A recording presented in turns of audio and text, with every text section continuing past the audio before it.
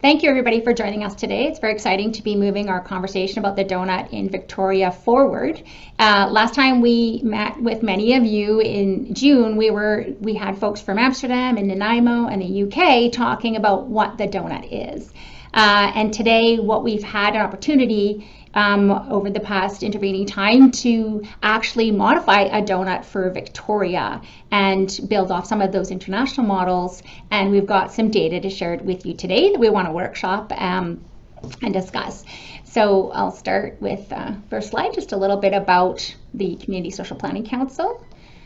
Lauren, you're advancing slides. The Community Social Planning Council, for those who aren't familiar with us, is a regional body that works on social well-being across the capital region.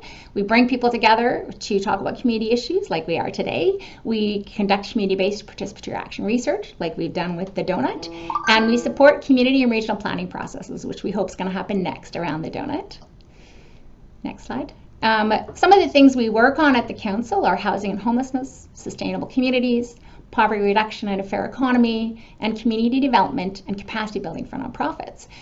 We do also run a number of programs. Many of you are familiar with our low-income transit assistance program. Some of our newer programs include our housing security and rent bank program that does homelessness prevention, our personal ID services and ID bank to help vulnerable individuals who've had their ID lost or stolen, our transportation ACES program, which is our climate equity work, and our happiness and wellbeing community lab, which is about to launch. Next slide. I wanted to take a moment to thank our co-hosts and partners on this donut work that we've been doing, BCIT Center for Eco Cities, One Planet Saanich, Conversations for One Planet Region, and One Earth. I also want to take this moment to thank Nicholas Yarmy, who's a research associate at University of Lethbridge's Prentice Institute for Global Population and the Economy, who's done a lot of our data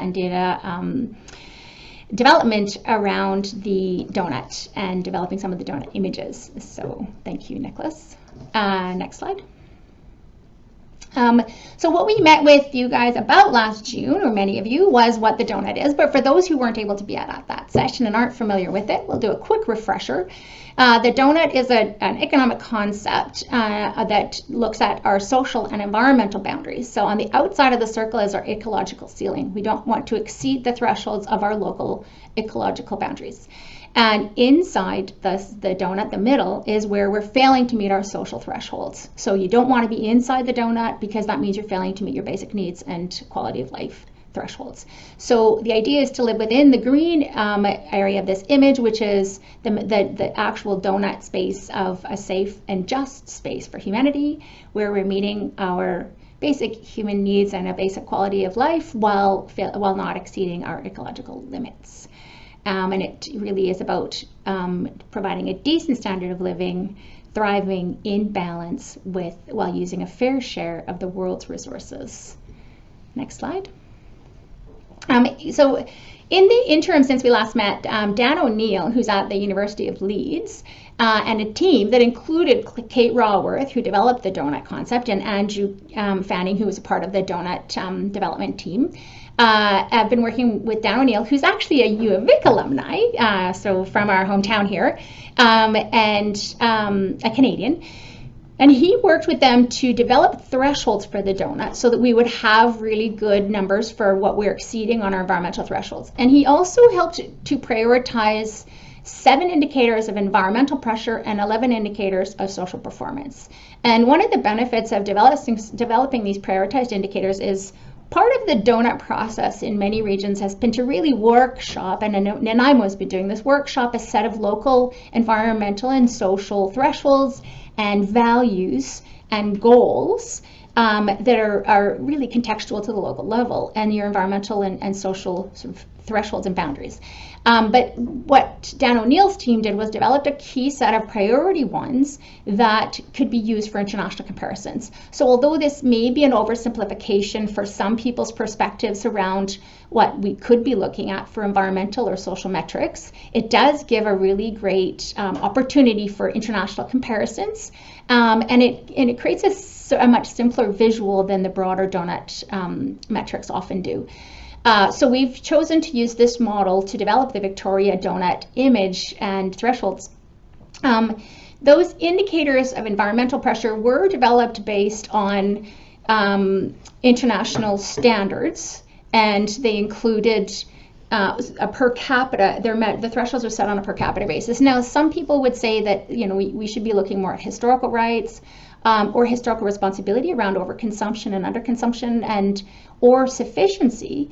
But the reason they chose a per capita allocation for the environmental metrics is because they wanted to be able to look at how can we connect our social outcomes with our environmental resources. So what level of social outcomes could be universally achieved if our resources were distributed equally? And that's why they decided to move with a top-down sort of per capita allocation of environmental resources and setting thresholds that way, is because that's the way we could look at an equity, international and global equity around resource distribution and linking it to our social outcomes. So that's how they've chosen to move it, and that's the model we've chosen to apply. And on the social side, well, I guess to finish on the environmental side, they did use the metrics were chosen from Swedish models, the Stockholm Resilience Center. So they had 4 planetary boundaries: climate change, land system change, freshwater, and biochemical flows. And that includes things like nitrogen and phosphorus, which are heavily agriculturally driven contaminants. And then 2 other consumption footprint indicators, the ecological and material footprint. And these will be gone through in some slides later.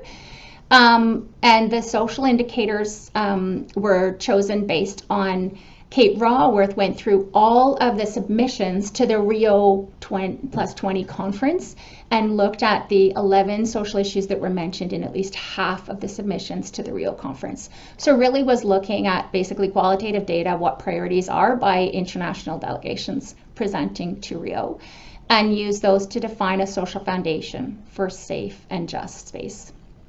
So these include quality of life indicators and basic human needs. So there was a fair bit of rigor around how these metrics were chosen and prioritized. And the beauty of this is that it allowed them to do international comparisons, and they looked at over 150 countries. And of course, sadly found that no country in the world currently lives within the donut. Next slide. Dan's question for us to look at today for framing our discussion is, imagine a country that met basic needs of its citizens, one where everyone could expect to live a long, happy, healthy, and prosperous life. Now imagine that same country was able to do this while using natural resources at a level that would be sustainable, even if every other country in the world did the same. So the beauty of this model is that it does bring in that international equity lens. Slide. So what does Victoria's Doughnut tell us? As you can see from this image, on the outside, we're dramatically exceeding all of the environmental thresholds, and Cora will be delving into that a little bit later. And in the social side, you can see that we're failing to meet the thresholds in all but 3 of the social areas.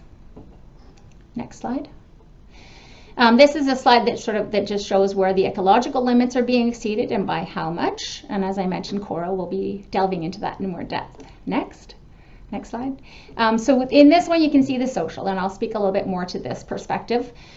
We tweaked the social indicators that Dan used slightly to include some intersectionality. So for example, you can see that we've added gender pay gap, and we've added an Indigenous pay gap.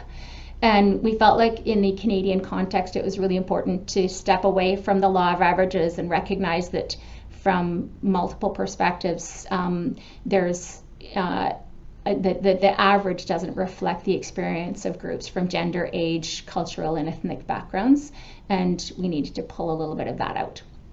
But you can see the basic indicators there that we've chosen to use for the model.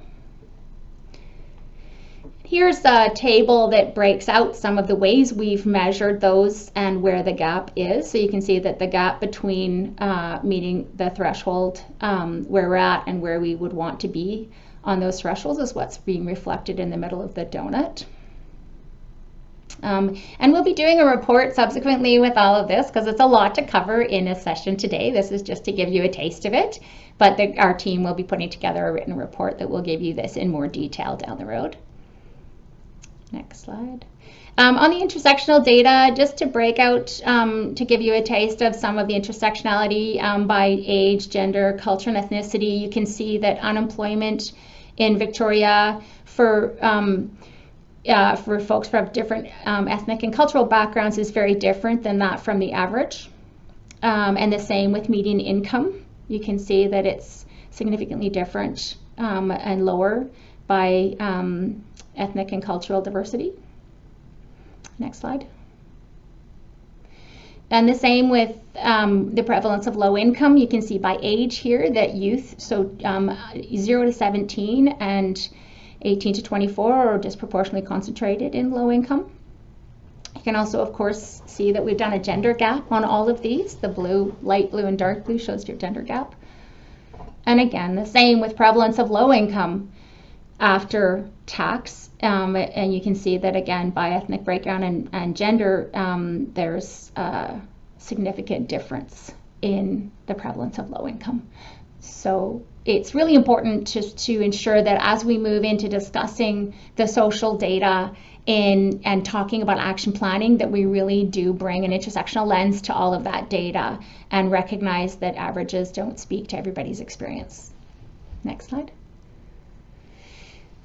So to wrap up, the beauty of Angie's model and what we've been able to do for Victoria is gives this really clear visual of where we're transgressing our social and environmental thresholds. But the other thing his model does is allows us to connect the two.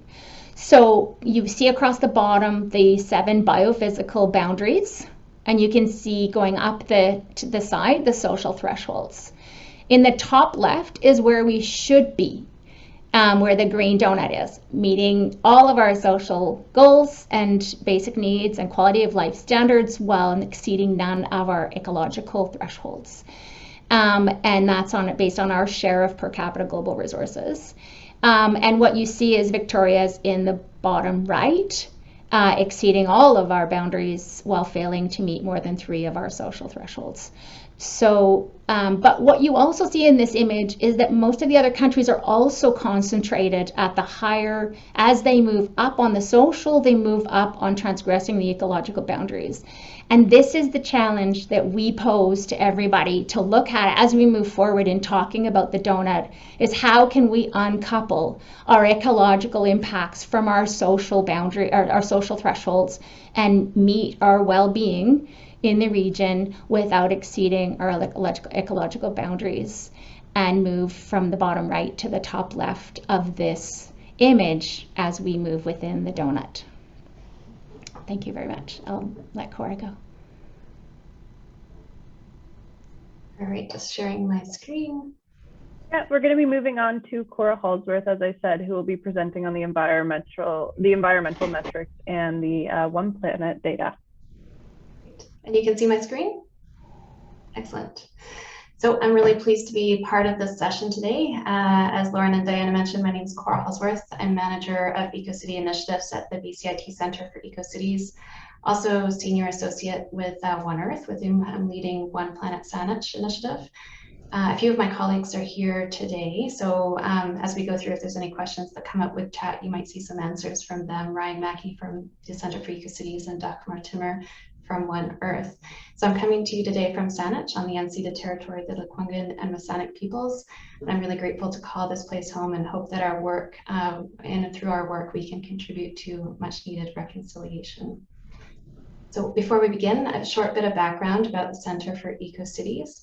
So the center where I work, we support the work of cities and their partners that are seeking to become eco-cities, so that as cities that are thriving in balance with nature, we advance research, provide tools, metrics, expert planning, and policy advice and training to support this work. I'm currently leading work with municipalities to help them develop and understand their ecological footprints and consumption-based climate impacts. I'm also a senior associate with One Earth, which is a nonprofit think and do tank focused on advancing sustainable ways of living in cities around the world, including here locally. So with One Earth, I currently lead One Planet Saanich and One Planet BC. And through One Planet Saanich, we're bringing together the municipality, community groups, schools, and businesses to accelerate actions to advance One Planet living in the community. And before I begin, I'm giving a shameless plug for a really cool initiative we have going on right now through One Planet Saanich and One Planet BC. So this is a contest open to Greater Victoria students, grade 6 to grade 12. We're asking them to create video or illustration submissions that show how can we bring One Planet living ideas into our communities and personal lives. So I think it's activities like this where we can generate some great ideas to help us live within the donut. So this contest is open until May 20th, so please share this information with any students in your life or teachers as well. And you can see information on our website too. So today I'm going to talk about One Planet Living and the Donut, focusing on the environmental metrics, as Diana mentioned. So the environmental metrics within the donut, connecting it with the work that we're already doing through One Planet Living in the region. So as we all know, we're in the midst of a climate crisis and we're not meeting our global climate action targets. But we also know our global sustainability challenge isn't just about climate change. In the past few years, scientists around the world are showing that we're bumping up against important planetary boundaries in addition to climate change. So this chart here, developed by the Stockholm Resilience Center, forms the outer part of the donut. So these are the planetary boundaries. Data shows that globally, we're already transgressing 5 critical boundaries. So a new one was just added this year. So these include climate change, biodiversity loss, land use change, chemical loading in the environment, and release of environmental pollutants, also known on this slide as novel entities. So as a result of these transgressions, we're in what is now being referred to as a triple planetary crisis. So that's a crisis of climate change, loss of biodiversity, and an accumulation of pollution or toxics. So these are all interconnected challenges which require a systems-based approach to action informed by metrics. And addressing them also requires collaboration across nations, sectors, and communities. And I'll talk about the social connections with these planetary boundaries too. So Diana, I think you're not on mute. There's a bit of a noise in the background. Okay. So the last image was a snapshot of the global metrics showing what boundaries are being transgressed overall. Research out of Leeds University, as Diana mentioned, in the UK, also explored each country's contributions to this overshoot using a slightly different set of metrics. This set of metrics includes climate change, ecological footprint, material footprint, impacts on the nitrogen and phosphorus cycles, and land use change. So results for this study of different nations show for Canada, we're an overshoot across all of these key metrics. That's why this diagram is so red here. So these are based on Canada-wide averages, but are also illustrative of our impact areas in Greater Victoria. And I want to dig into a few of these metrics in more detail on the next slides. So let's start with climate change. So climate change is presented a bit uniquely. It's based on cumulative emissions of contributions to climate change over the years. Some people may think that Canada is a small contributor to climate change on the global scale, but research shows, as shown on this slide here, that based on cumulative emissions for each of the countries over the past 170 years, Canada ranks in the top 10 overall. We're still on a per capita basis, we're number 1. And this is because of our high consumption lifestyles, our dependence on fossil fuels for heating, and for transportation, the need for transporting us around our large country, depending on fossil fuels largely. And this chart here shows that in Canada, we're overshooting our target for staying within 1.5 degrees of warming by about 6 times. We're doing a fair bit better in Greater Victoria at that 8 tons per person compared to the Canadian average. But we're still a long ways away from our fair share of the carbon budget. The concept of fair share is incredibly important when it comes to climate mitigation. It's really important to acknowledge that it's us affluent people like us in our communities here in Canada and other developed countries that are contributing the most to our greenhouse gas emissions and other ecological impacts, while it is the poorest among us that are bearing the brunt of the impacts. So the key takeaway from this slide is that 50% of the world's consumption-related emissions can be attributed to the world's top 10% of income earners, while the bottom 50% of our earners are responsible for less than 10% of global consumption-based emissions. So our next metric on the donut is the ecological footprint, and this is something we work a lot on with the Centers for Ecocities. This is a measurement tool that was developed here in BC by Bill Rees and Matisse Vakernagel out of UBC. It's an estimate of how much land and water area an individual or community needs to produce all the resources it consumes and absorb the waste it generates. So absorbing the waste includes the carbon dioxide emissions that we give off. So we can use this to figure out our fair share of the planet's resources or get to that one planet living. So this metric is closely connected to the material footprint, and the material footprint shows how much resources or total demand on raw materials a person or a population is responsible for. So back to the ecological footprint, we do have limited biocapacity on this planet, obviously. With estimates by scientists, we know that there's about 1.5 global hectares per capita, and that's been dropping. So a few years back, it was 1.7 global hectares per capita, dropping because of our reduction in productivity, but mostly because of the increase in population. Right now, we're in overshoot globally, using about 2.5 global hectares per person. In Greater Victoria, we've estimated that we need the equivalent of 4 planets worth of resources to sustain us if everyone consumed like we do. We also know what the key contributors to this footprint are, shown on this slide here. We don't have enough time to get into those details today, but we've got other resources on our website where you can dig into this a bit further. The next metric is that in the donut is the biogeochemical cycles, and this is not an expertise area for me, so don't ask me any hard questions, please. So this is to do with nitrogen and phosphorus, and these cycles have been radically changed by humans as a result of many industrial and agricultural processes. These elements occur naturally cycle in our environment, but much like carbon, we're interfering with these cycles dramatically, causing problems for the receiving environments, particularly lakes, rivers, and oceans. These receiving bodies can become oxygen starved as bacteria consume blooms of algae that grow in response to high nutrient supply. So we've seen this here locally become a problem in Elk and Beaver Lakes. So there's studies that have been done there revealing some local numbers. So as you saw in the donut, we're massively exceeding the threshold that scientists have established for these cycles. So some of the key sources are shown on this slide here: industrial sources, fossil fuel burning, agricultural emissions, but there's also a lot of land use change that is releasing increasing the release of these elements into the environment.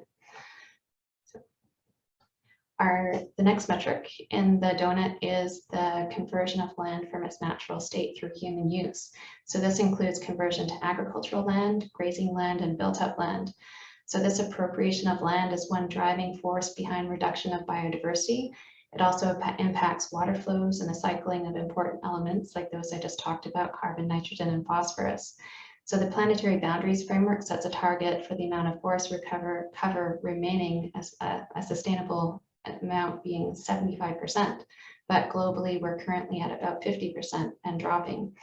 So the numbers used for Canada's donut model are a bit more complicated, so I don't have time to get into those here, but it's about the amount of, it's an estimate of the appropriation of land for human use.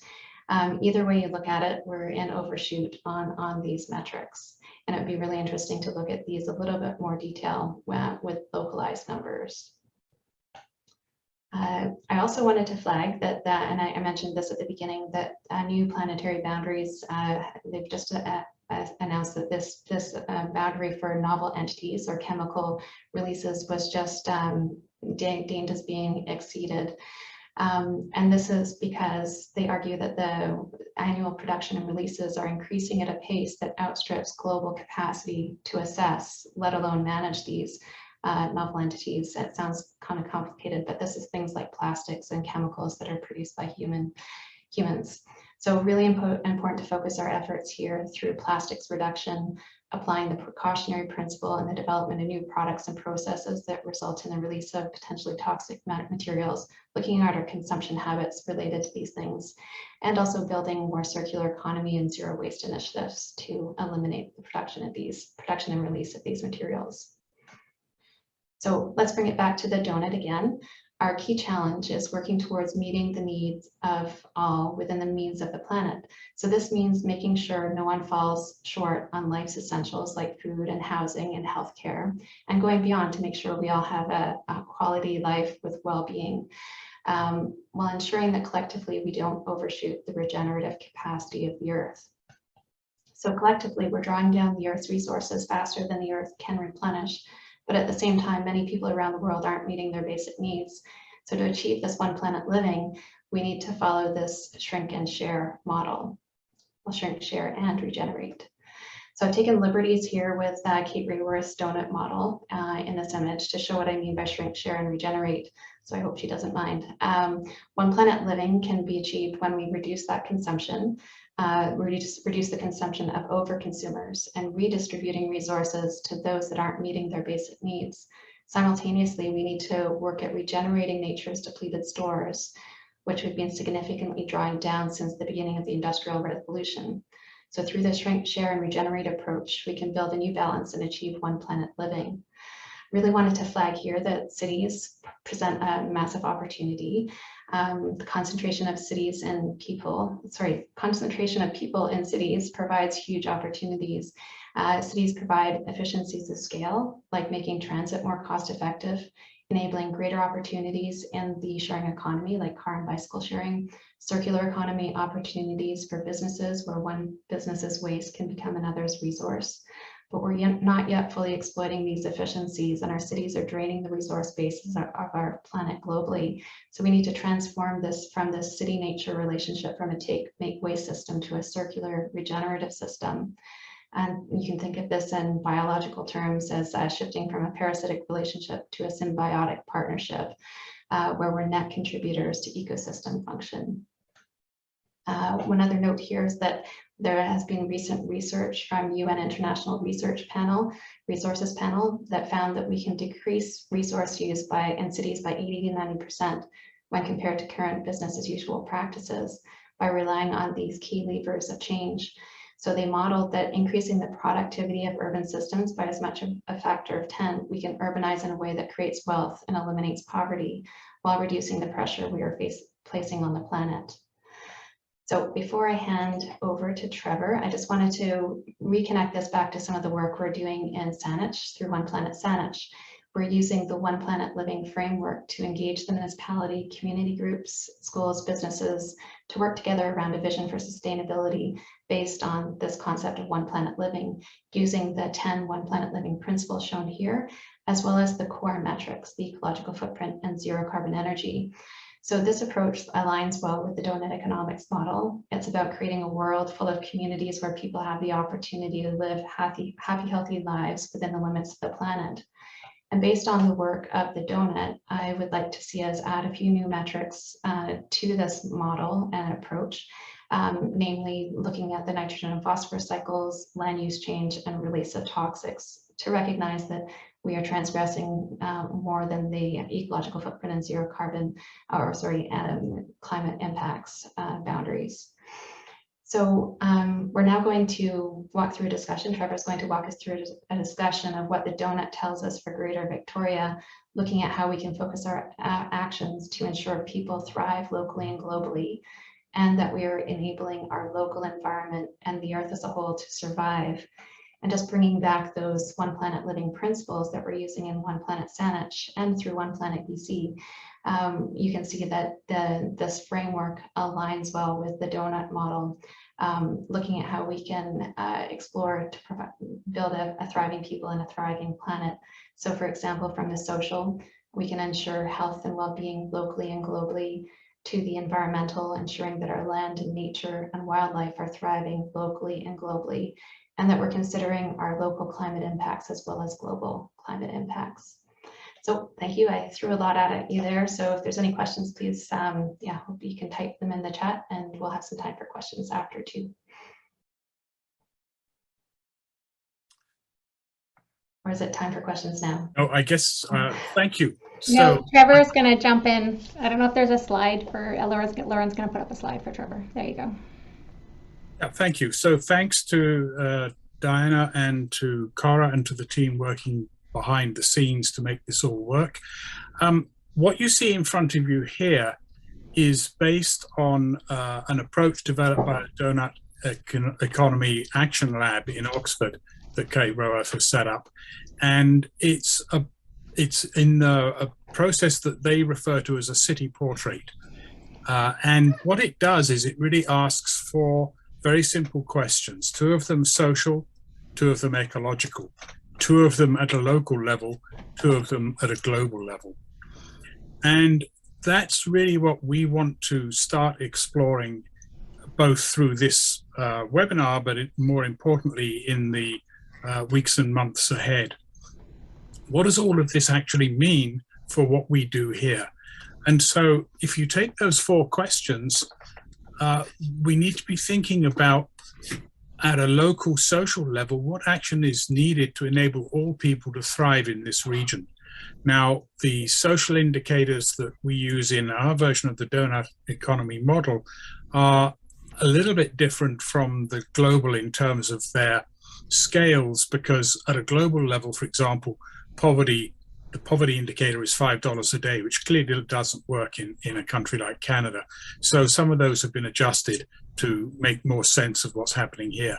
But we know that we're not meeting all of the social foundations locally. And then what do we have to do ecologically? So what action is needed for this region to thrive within our natural habitat, which means having some sense of what our local carrying capacity and impact is, but also understanding how we contribute to the global change. So if you drop to the bottom right corner, we need to be thinking not only about what our ecological factors or ecological behaviors are doing in terms of local impact on natural systems, but how are we affecting the ecological well-being, if you like, of the whole planet?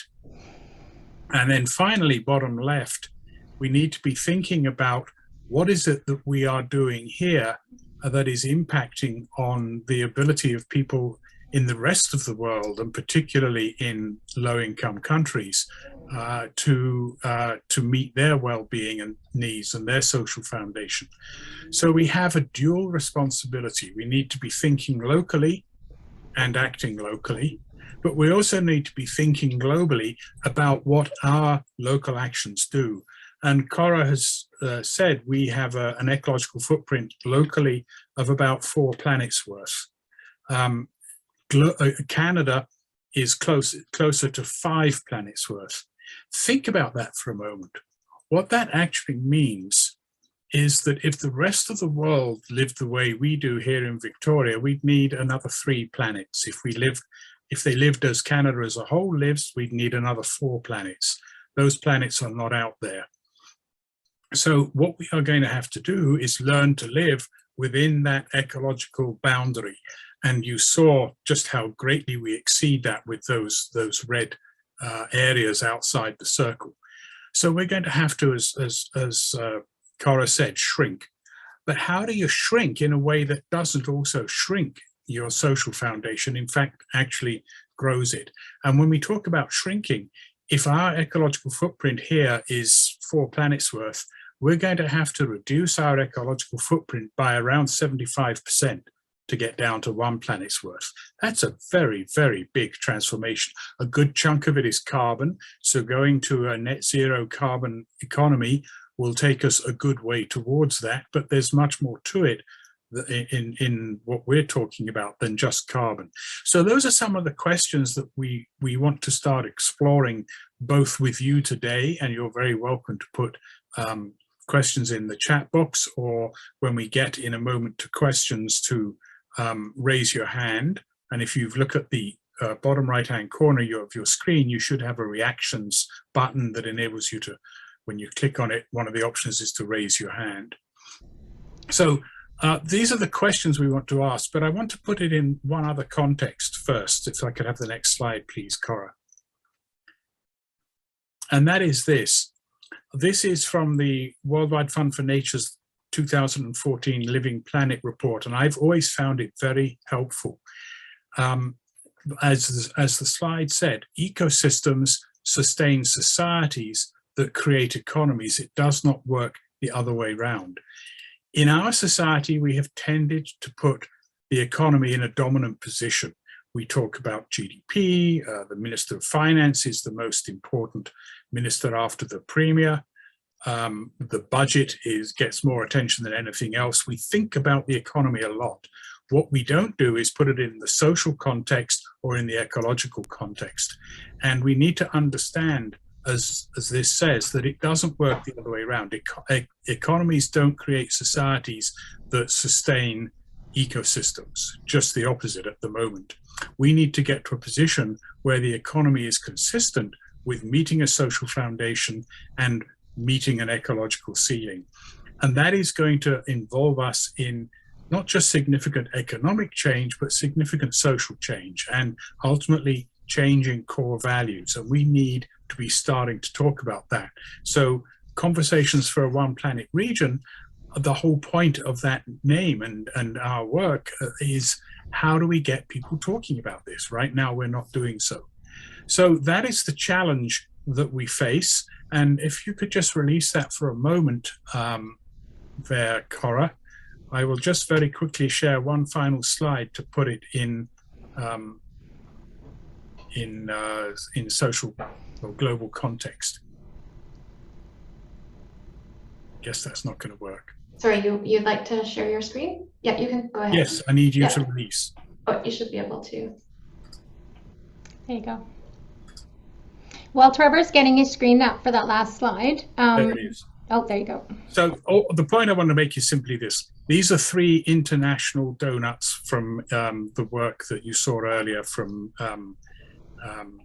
Leeds University, from Dan O'Neill. Look at Nepal, bottom right. Their challenge is that they actually don't have, if you like, a big enough ecological footprint. And so they're not able to meet a lot of their social needs. So the notion of redistribution is one that we have to look at both in our own local communities and think about globally as well. Hence that question about thinking globally over social and ecological issues, but also thinking locally about action that affects those. So that's where we want to leave it. And we're going to now move to discussion and conversation. Yeah, and just before we jump in, so thank you everybody for your fantastic presentations, and Trevor's volunteered generously to facilitate the discussion. We have about 15 minutes for Q&A around this, the presentations and sort of general group discussion, and then we do have half an hour set aside for those who opt in for the next half hour after 1 o'clock to move into a more detailed discussion. So right now we'll do an open plenary, but we ask people to keep it very tight because we do have a lot of people in a very short window for discussion, and Trevor's going to be somewhat ruthless around making sure people keep their comment or question to under a minute. Please use the chat. We will be copying and keeping the chat comments, and we'll be bringing any questions from the chat into the discussion as well. So take it away, Trevor.